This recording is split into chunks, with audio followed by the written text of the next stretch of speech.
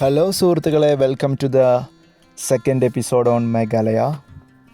അങ്ങനെ ഏറെ പ്രതീക്ഷയോടെയും ആകാംക്ഷയോടെയും ഞാൻ റെയിൽവേ സ്റ്റേഷൻ്റെ തിരക്കിൽ നിന്ന് പുറത്തു വന്നിരിക്കുന്നു. എൻ്റെ ലക്ഷ്യം സുന്ദരമായ മേഘാലയയുടെ തലസ്ഥാനമായ ഷിലോങ്ങാണ്. ക്ഷമയോടെ കാത്തിരിക്കുന്ന ഈ യാത്രയുടെ ആദ്യ ചുവട് വെക്കുന്നത് അസമിലെ ഈ തിരക്കേറിയ നഗരത്തിൽ നിന്നാണ്. ഇവിടെയാണ് വടക്ക് കിഴക്കൻ ഇന്ത്യയിലേക്കുള്ള കവാടത്തിൻ്റെ തുടക്കം തുടങ്ങുന്നത്. അങ്ങനെ ഏകദേശം 100 കിലോമീറ്ററിലധികം ദൂരമുണ്ട് നമുക്ക് മേഘാലയയിലേക്ക് എത്താൻ. അതുകൊണ്ട് തന്നെ റോഡ് യാത്രയാണ് ഈ സാഹസികതയുടെ നട്ടെല്ല്. ഞാൻ യാത്രക്കായി ഒരു പ്രൈവറ്റ് ക്യാബാണ് തിരഞ്ഞെടുത്തത്. അതാണ് നമുക്ക് ഏറ്റവും അനുയോജ്യമായതും വീഡിയോ ഒക്കെ ഷൂട്ട് ചെയ്യാനൊക്കെ ഏറ്റവും നല്ലത്. ഇവിടുന്ന് അങ്ങോട്ട് മേഘാലയയിലെത്തിയിട്ട് അവിടുന്ന് നമുക്ക് ബൈക്ക് റെൻറ്റിനെടുക്കാം. വാഹനം പതിയെ നഗരത്തിൻ്റെ ഹൃദയത്തിലൂടെ മുന്നോട്ട് നീങ്ങുകയാണ്. ചുറ്റും റോഡുകളുടെ നിർമ്മാണ പ്രവൃത്തികൾ, പഴക്കം ചെന്ന കെട്ടിടങ്ങൾ, തിരക്കിട്ട നഗരജീവിതം.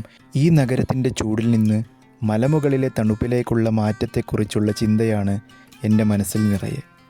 പതിയെ നമ്മുടെ വാഹനം നഗരത്തിരക്കുകൾ പിന്നിട്ട് ദേശീയപാത 6 പ്രവേശിച്ചു. ഈ പാതയുടെ ആദ്യ ഭാഗങ്ങൾ താരതമ്യേന നിരപ്പായതാണ്. ദൂരെ ചക്രവാളത്തിൽ തെളിഞ്ഞു കാണുന്ന കുന്നുകളുടെ നേരിയ രൂപരേഖ, അതാണ് മേഘാലയയിലേക്കുള്ള നമ്മുടെ വഴി. ഈ നഗരത്തെയും നമ്മുടെ കേരളത്തിലെ നഗരങ്ങളെയും തമ്മിൽ നമ്മൾ താരതമ്യം ചെയ്യുമ്പോൾ ഒരുപാട് മാറ്റങ്ങൾ നമുക്ക് കാണാനാകും. കാരണം ഈ നഗരത്തിലെ തിരക്കൊന്ന് നോക്കൂ നിങ്ങൾ, തീരെ തിരക്കില്ല. അതായത് നമ്മുടെയൊക്കെ കേരളത്തിലെ കൊച്ചി, ട്രിവാൻഡ്രം, പിന്നെ അതുപോലത്തെ കാലിക്കറ്റ് പോലത്തെ നഗരങ്ങളിലൊക്കെ തിരക്ക് നമ്മൾ കണ്ടിട്ടുണ്ടാവും. അതായത് ഒരുപാട് നേരം ട്രാഫിക് സിഗ്നലും കാര്യങ്ങളിലൊക്കെ നമ്മൾ പെട്ട് കിടന്നിട്ടാണ് നമ്മൾ ഓരോ സ്ഥലത്തേക്ക് എത്തുന്നത്. അത്രക്കും തിരക്കാണ്, ഭയങ്കര റഷാണ്. പക്ഷേ ഈ ഒരു അസമിലെ ഈ മെയിൻ ഹൈവേ ആണിത്. ഇവിടുത്തെ തിരക്കൊന്ന് നോക്കൂ നിങ്ങൾ, എത്ര സുന്ദരമായാണ് ആൾക്കാർ യാത്ര ചെയ്യുന്നത്.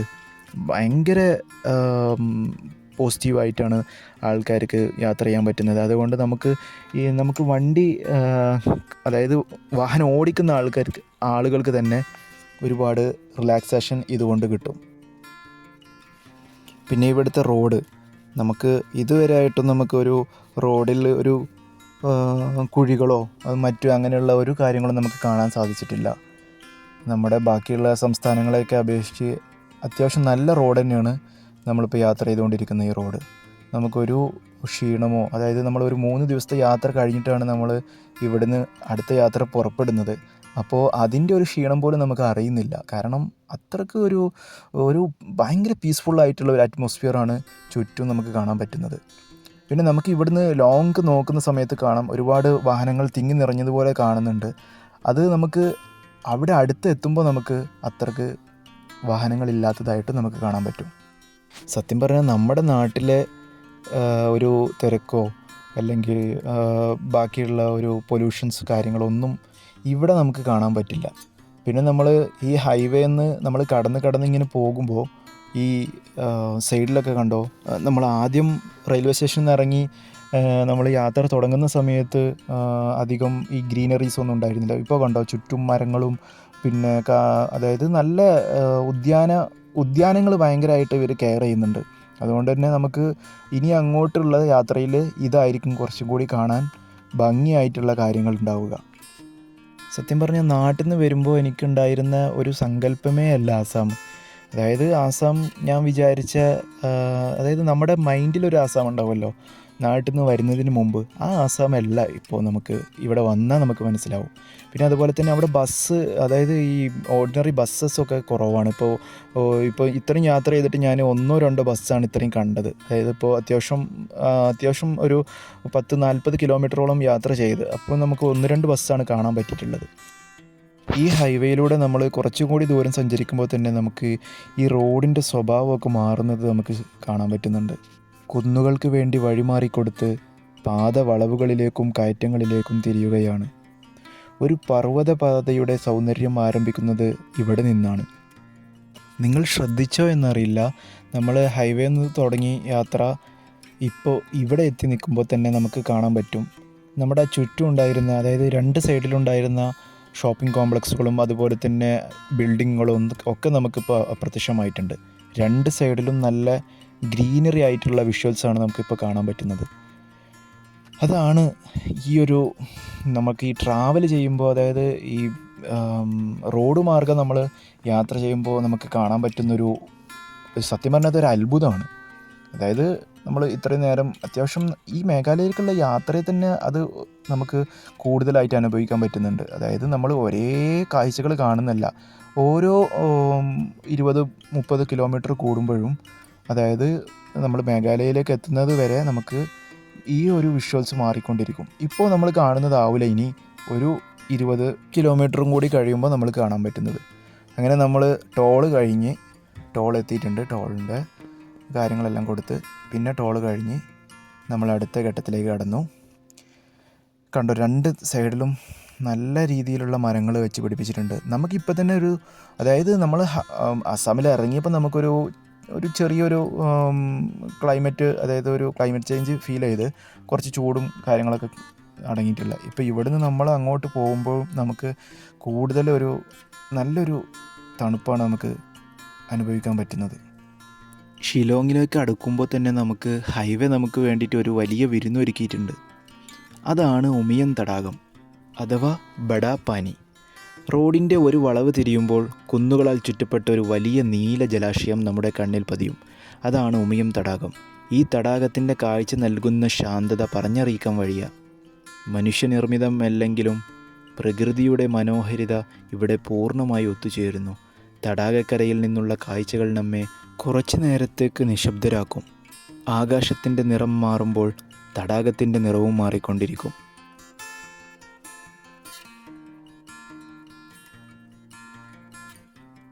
സത്യം പറഞ്ഞാൽ നമ്മൾ ഈ വിഷ്വൽസിൽ കാണുന്നതിനേക്കാളും എത്രയോ ഭംഗിയാണ് ഈ ഒരു തടാകത്തിനെ കാണാൻ.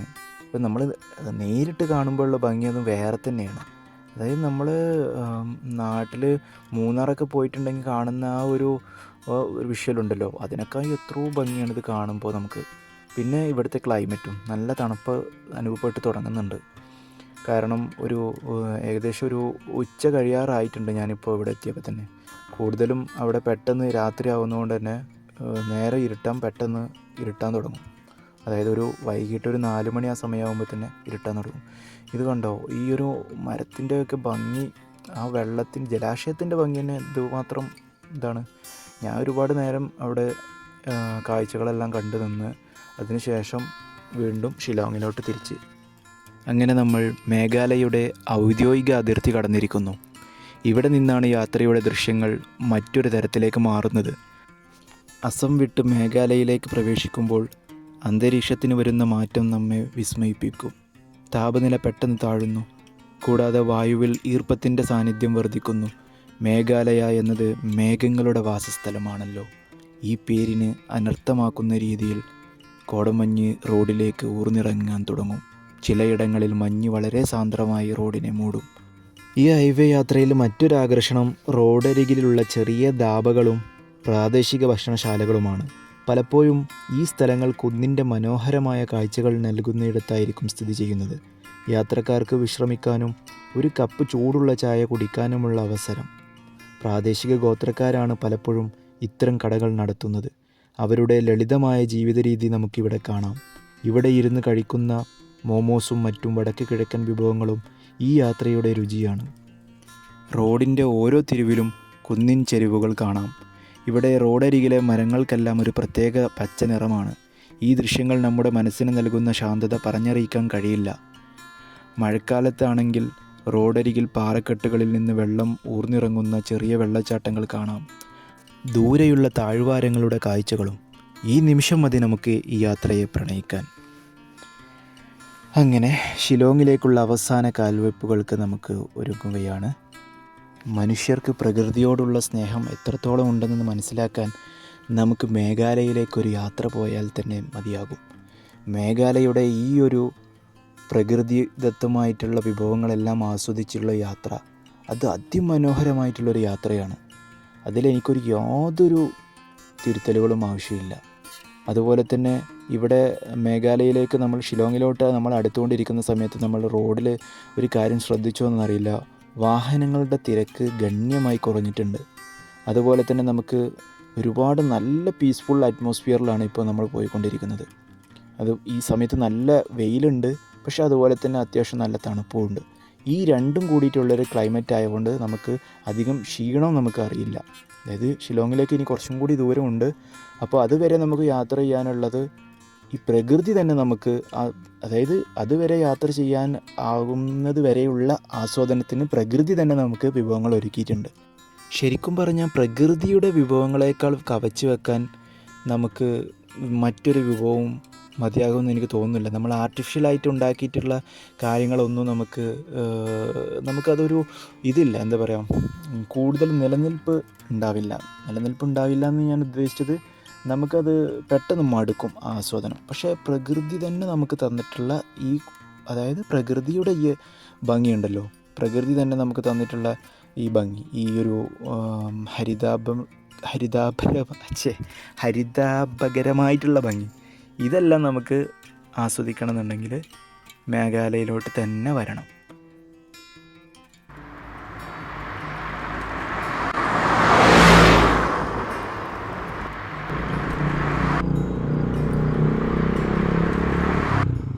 അങ്ങനെ നമ്മൾ ഷിലോങ് നഗരത്തിലേക്ക് പ്രവേശിക്കുകയാണ്. തിരക്ക് കൂടുന്നു, കെട്ടിടങ്ങൾ ഉയരുന്നു. ഗുവാഹത്തി റെയിൽവേ സ്റ്റേഷനിൽ നിന്ന് തുടങ്ങിയ നമ്മുടെ യാത്ര കിഴക്കിൻ്റെ സ്കോട്ട്ലാൻഡ് എന്നറിയപ്പെടുന്ന ഷിലോങ്ങിൽ എത്തിച്ചേർന്നിരിക്കുന്നു. ഇവിടെ നമുക്ക് ആസ്വദിക്കാൻ ഒരുപാട് ഉദ്യാനങ്ങളും പിന്നെ അതുപോലെ തന്നെ ഒരുപാട് പാർക്കുകളും കാര്യങ്ങളെല്ലാം ഉണ്ട്. നമുക്ക് ഇവിടുന്ന് ഇറങ്ങിയിട്ട് ഈ പാർക്കുകളിലും കാര്യങ്ങളിലെല്ലാം കുറച്ച് നേരം വിശ്രമിച്ചിട്ട് നമുക്ക് യാത്ര തുടരാം. അല്ലെങ്കിൽ നമുക്ക് നേരിട്ട് ഷിലോങ്ങിലോട്ട് കടക്കുകയും ചെയ്യാം. ഇവിടെ അത്യാവശ്യം ഈ ഫേമസ് ആയിട്ടുള്ളൊരു ബൊട്ടാണിക്കൽ ഗാർഡൻ ഇവിടെ കാണുന്നുണ്ട്. അപ്പോൾ നമുക്ക് വേണമെങ്കിൽ ഇവിടെ ഇറങ്ങാം, അല്ലെങ്കിൽ നമുക്ക് വീണ്ടും ഷിലോങ്ങിലോട്ട് തിരിക്കാം. അങ്ങനെ വീണ്ടും ഷിലോങ്ങിലോട്ട് പോയിക്കൊണ്ടിരിക്കുകയാണ്. ഇവിടുത്തെ ടാക്സി കണ്ടോ, നമ്മൾ മുംബൈയിലൊക്കെ കാണുന്ന പോലത്തെ കളറാണ് ഇവിടുത്തെ ടാക്സികൾക്ക് അടിച്ചിട്ടുള്ളത്. ഈ ആൾട്ടോയുടെ കളർ കണ്ടോ, മുംബൈയിലൊക്കെ പോയാൽ നമുക്ക് ഇതുപോലത്തെ കളർ കാണാൻ പറ്റും. അങ്ങനെ നമ്മൾ ഷിലോങ്ങിൻ്റെ തെരുവിലേക്ക് നമ്മൾ ഇറങ്ങി. ഇനി ഇവിടെ കുറച്ച് സമയം നമുക്ക് സ്പെൻഡ് ചെയ്യാം. ഇവിടുത്തെ സ്ട്രീറ്റ് ഫുഡ്സും കാര്യങ്ങളും ഇവിടുത്തെ സുവനീറും കാര്യങ്ങളെല്ലാം നമുക്കൊന്ന് പരിചയപ്പെടാം. ഇവിടുത്തെ നഗരങ്ങളിലെ ആളുകളുമായിട്ട് നമുക്കൊന്ന് സംസാരിക്കാൻ അവസരം കിട്ടുകയാണെങ്കിൽ നമുക്ക് സംസാരിക്കാം. കണ്ടോ, ഇത് മെയിൻ ടൗണാണ് ഷിലോങ്ങിൻ്റെ. അവിടെ എത്തിയപ്പോൾ കുറച്ച് ചെറിയൊരു തിരക്ക്. നമ്മുടെ നാട്ടിൽ കാണുമ്പോൾ തിരക്കല്ല ശരിക്കും ഞാൻ പറയുന്നത്. ഇവിടെ എത്തിയിട്ടുള്ള നമ്മൾ ഇത്രയും യാത്രയിൽ കണ്ട ഒരു ചെറിയ തിരക്ക് ഇവിടെ മാത്രമേ ഉള്ളൂ. അങ്ങനെ നമ്മൾ കുറച്ചും കൂടി മുകളിലോട്ട് കയറി പോവുകയാണ്. അവിടെ നമുക്ക് ഒരുപാട് സൈറ്റ് സീൻസും കാര്യങ്ങളെല്ലാം ഉണ്ടെന്നാണ് ഡ്രൈവർ പറഞ്ഞത്. അപ്പം അതിൻ്റെ അനുഭവത്തിൽ നമ്മൾ മുന്നോട്ട് പോവുകയാണ്. പിന്നെ എനിക്ക് ഓരോ നാട്ടിൽ പോകുമ്പോഴും അവിടുത്തെ ഭക്ഷണങ്ങളെല്ലാം നമുക്കൊന്ന് രുചിച്ച് നോക്കുക. പിന്നെ അതുപോലത്തെ അവിടുത്തെ കൾച്ചറും കാര്യങ്ങളെല്ലാം പരിചയപ്പെടുക. പിന്നെ അവിടുത്തെ നമുക്ക് നമ്മുടെ നാട്ടിൽ കിട്ടാത്ത കുറേ കാര്യങ്ങൾ അവിടെ ഉണ്ടാവുമല്ലോ. അപ്പോൾ ആ കാര്യങ്ങളെല്ലാം ഒന്ന് പരിചയപ്പെടാനും അതൊന്ന് ആസ്വദിക്കാനൊക്കെ എനിക്ക് ഭയങ്കര ഇഷ്ടമാണ്.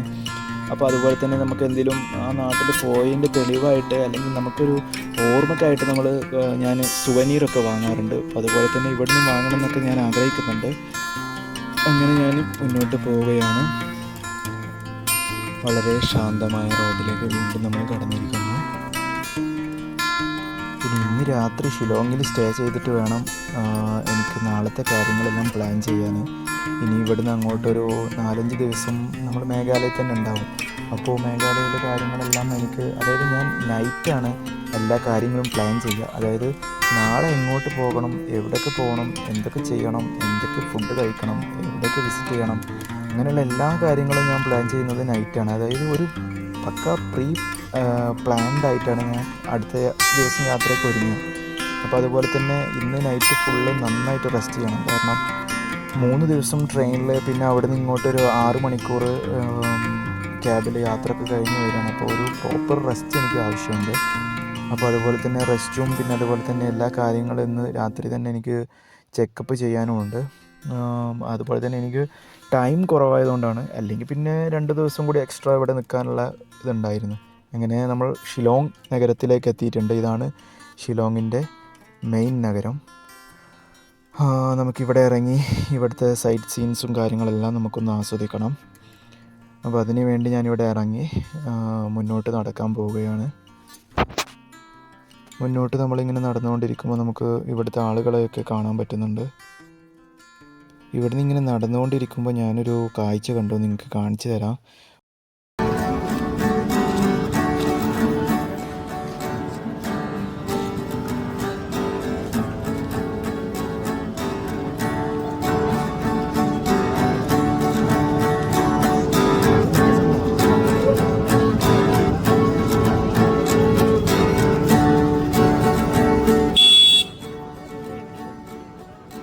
എത്ര മനോഹരമായിട്ടാണല്ലേ ആ കണ്ണ് കാണാത്ത മനുഷ്യന് ആ ഒരു ഗിറ്റാർ വായിക്കുന്നത്. സത്യം പറഞ്ഞാൽ അത് കണ്ടപ്പോൾ എനിക്ക് സത്യം പറഞ്ഞാൽ അത്ഭുതമാണ് ഉണ്ടായത്. കാരണം അദ്ദേഹത്തിന് കണ്ണ് കാണില്ല. അത് കഴിഞ്ഞിട്ട് വേറെയും കുറേ കാഴ്ചകൾ ഞാൻ കണ്ട്. അദ്ദേഹം ഫോൺ യൂസ് ചെയ്യുന്നുണ്ട് കണ്ണ് കാണാതെ. അതൊക്കെ കാണുമ്പോൾ തന്നെ നമുക്ക് അതായത് സാധാ കീപാഡ് ഫോണല്ല അദ്ദേഹം യൂസ് ചെയ്യുന്നത്, ടച്ച് ഫോണായിരുന്നു. പിന്നെ ഞാൻ അവിടുത്തെ ഒരു സ്പെഷ്യൽ ഉപ്പിലിട്ട മസാല ഒക്കെ ചെയ്തിട്ടുള്ളൊരു സാധനം, അവിടുത്തെ ഒരു സ്പെഷ്യൽ സ്പൈസി മസാലയാണ് അവർ അതിൽ ചേർക്കുന്നത്. ഭയങ്കര എരിവായിരുന്നു. അങ്ങനെ വീണ്ടും ഈ ക്രൗഡിനകത്തേക്ക് ഞാൻ കടന്നു നടന്നുകൊണ്ടിരിക്കുകയാണ്. ചുറ്റും നല്ല നല്ല കാഴ്ചകളെല്ലാം കാണുന്നുണ്ട്. ഈ വടക്ക് കിഴക്കൻ സംസ്ഥാനങ്ങളെല്ലാം ചൈനയോട് അതിർത്തി പങ്കിടുന്ന കൂടുതൽ സംസ്ഥാനങ്ങൾ ഉള്ളതുകൊണ്ടാണെന്ന് അറിയില്ല, എല്ലാ ആൾക്കാർക്കും ഒരു ചൈനീസ് മുഖഷേപ്പാണ് കൂടുതൽ ആൾക്കാർക്കുള്ളത്. അതൊരു പ്രത്യേകതയാണ്. പിന്നെ അതുപോലെ തന്നെ കടകളുടെ മുന്നിലൊക്കെ ഒരുപാട് ആൾക്കാർ നിന്നിട്ട് എന്തൊക്കെയോ വിളിച്ച് പറയുന്നുണ്ട്. കടയിലേക്ക് എന്തോ ഓഫറിനും കാര്യങ്ങളൊക്കെയാണ് ഇവർ പറയുന്നത്. ഞാനും ജസ്റ്റ് കാര്യങ്ങളൊക്കെ നോക്കി അവിടെ പോയിട്ട്, ഓഫറും കാര്യങ്ങളൊക്കെ ഉണ്ടോയെന്ന്, എങ്ങനെയാണ് ഇവിടുത്തെ ഓഫറും കാര്യങ്ങളൊക്കെ ഒന്ന് നോക്കി. പിന്നെ ഇതുപോലെ തന്നെ ഇവിടുത്തെ ആളുകളൊക്കെ ഭയങ്കര ഹൈറ്റ് കുറവാണ് നമ്മളെക്കാളും. അതായത് നമ്മൾ സൗത്ത് ഇന്ത്യൻസിനേക്കാളും ഹൈറ്റ് കുറവാണ് ഈ ഈസ്റ്റ് ഇന്ത്യയിലെ ജനങ്ങളെല്ലാം. പിന്നെ നമ്മളൊരു ബുദ്ധ സന്യാസിമാരെ പരിചയപ്പെട്ട് നല്ല സ്വഭാവമായിരുന്നവർ. നമ്മൾക്ക് നല്ല രീതിയിൽ നമ്മളോട് എല്ലാ കാര്യങ്ങളും ചോദിച്ചറിയാനൊക്കെ നമുക്ക് പറ്റി. ഇവരെ ഒന്നും കണ്ടിട്ടില്ലല്ലോ കേരളത്തിലുള്ളവരൊന്നും പ്രത്യേകിച്ചിട്ട്. അപ്പോൾ അവരോട് നമുക്ക് സംസാരിക്കാനൊക്കെ ഒരു കൗതുകമായിട്ട് തോന്നി. പിന്നെ ഇവിടെ ഒരുപാട് ഇതുപോലത്തെ ചെറിയ ചെറിയ ഷോപ്പുകളുണ്ട്. ചായയും കാര്യങ്ങളെല്ലാം അവിടെ നിന്ന് കിട്ടും. ലോക്കൽ ഫുഡ്സ് എല്ലാം നമുക്ക് അതായത് ട്രൈ ചെയ്യണമെന്നുണ്ടെങ്കിൽ ഇവിടുന്ന് ട്രൈ ചെയ്യാം. പിന്നെ അതുപോലെ തന്നെ ഇവിടെ നമുക്ക് പല രീതിയിലുള്ള ഈ മുറുക്കാൻ അങ്ങനത്തെ സാധനങ്ങളെല്ലാം ഇവിടെ കിട്ടുന്നുണ്ട്. പിന്നെ നമുക്ക് അവരോട് കൂടുതൽ ഇൻട്രാക്ട് ചെയ്യാനൊക്കെ പറ്റുന്നുണ്ട്. അതായത് അവർക്ക് നമ്മൾ കാണുമ്പോൾ അതായത് ഒരു വേർതിരിവ് അങ്ങനത്തെ കാര്യങ്ങളൊന്നുമില്ല. നമ്മളോട് നല്ല രീതിയിൽ തന്നെ എല്ലാവരും സംസാരിക്കുന്നുണ്ട്. എല്ലാവർക്കും നമ്മളെ സൗത്ത് ഇന്ത്യൻസിനൊക്കെ ഭയങ്കര ഇഷ്ടമാണെന്ന് തോന്നുന്നുണ്ട്. കാരണം നമ്മൾ സംസാരിക്കുമ്പോൾ തന്നെ ഭയങ്കരമായിട്ട് അവർ നമ്മളെ നമുക്ക് സംസാരിക്കാനും കാര്യങ്ങളൊക്കെ അവർ ഭയങ്കര ആവേശം കാണിക്കുന്നുണ്ട്. അങ്ങനെ ഏകദേശം ഇവിടുന്ന് ഇന്നത്തെ എപ്പിസോഡ് വൈൻഡപ്പ് ചെയ്യാനുള്ള സമയമായി. ഇവിടുത്തെ സ്ട്രീറ്റ് ഫുഡ്സും കാര്യങ്ങളെല്ലാം ഞാൻ അത്യാവശ്യം ട്രൈ ചെയ്ത്, പിന്നെ ഇവിടുത്തെ സ്ട്രീറ്റ് വ്യൂസും കാര്യങ്ങളും, അതായത് ഷിലോങ് സിറ്റി ഫുള്ളായിട്ട് ഞാനൊന്ന് നടന്ന് കറങ്ങി കണ്ട്. ഏകദേശം അപ്പോഴത്തേക്ക് ഒരു 4 മണി സമയമായിട്ടുണ്ട്. 4 മണി സമയമായപ്പോൾ തന്നെ ഇരുട്ടാൻ തുടങ്ങി. അതായത് നമ്മളിവിടെ ഒരു 6 മണി സമയത്തിൻ്റെ ഒരു പ്രതീകമാണ് അവിടെ ഒരു 4 മണി എന്നൊക്കെ പറയുമ്പോൾ. ഇപ്പോൾ ഒരു 5 മണിയായപ്പോൾ തന്നെ ഏകദേശം നന്നായിട്ട് ഇരുട്ടിയിട്ടുണ്ട്. ഇതാണ് 5 മണി സമയം അവിടുത്തെ. അപ്പോഴും നല്ല ആളുകളുണ്ട്, ക്രൗഡുണ്ട്. Okay, see you, by.